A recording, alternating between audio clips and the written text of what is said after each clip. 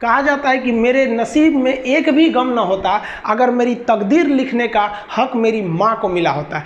माँ बचपन से पाल के बड़ी होती है। आइए यही ना है छोटका, ये बड़ा होके क्या बोलेगा, माई वाइफ माई लाइफ। गजब बबुआ गजब, इतना उम्र पे छोड़ दी रहती माई ना तो कुत्ता नोच के खा गया रहता, बड़ा होके कहेगा माई वाइफ माई लाइफ।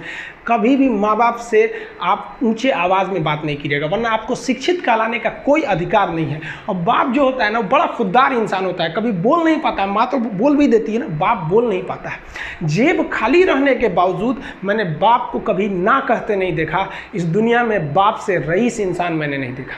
लेकिन इन दोनों को कहते हैं कि आप अपने बच्चे को जी जान से प्यार कीजिए, उसे सोने का निवाला खिलाइए, लेकिन उस पर नज़र रखिए दुश्मन की तरह क्या कर रहा है, वरना एक दिन बिगड़ जाएगा। माँ बाप भी लड़कियों को भेजते हैं हॉस्टल में पढ़ने के लिए। हॉस्टल जाती है बबनी पढ़ने के लिए, हाथ में घड़ी नहीं, और उधर से जब आती है छुट्टी पे तो 3000 का सोनाटा का घड़ी पहन के मम्मी पूछती बबनी घड़ी कहाँ से, तो मेरी सहेली गिफ्ट दी है बर्थडे पे। आपको पता चल रहा है वो सहेली गिफ्ट दे रही है, इतना सहेली का गिफ्ट आ रहा है वहाँ पे। आप नज़र रखिएगा, वरना एक दिन आप ही पछताएंगे। पिता को भी हम ये कहना चाहते हैं कि आपके दिए पैसे से ही आपका लड़का बिगड़ता है।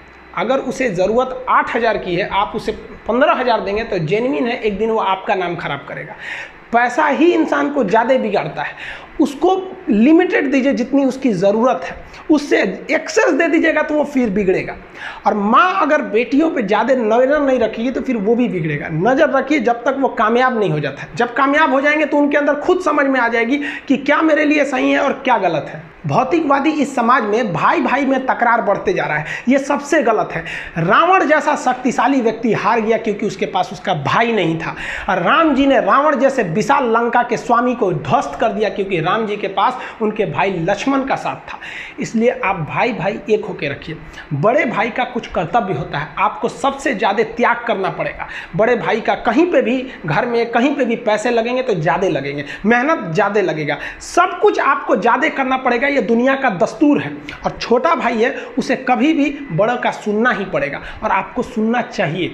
आपको भी एक बातचीत में एक लिमिट रहना चाहिए। बड़े को भी ये लिमिट रखना चाहिए कि हमें अपने छोटे भाई बहन को कितने लेवल तक डांटना है, लेवल से ज़्यादा नहीं डांटना चाहिए। और छोटे भाइयों और छोटे बहनों को भी याद रखना चाहिए कि हम अपनी ज़ुबान का इतना गलत इस्तेमाल ना करें कि बड़े भाई या माँ बाप को बुरा लगे।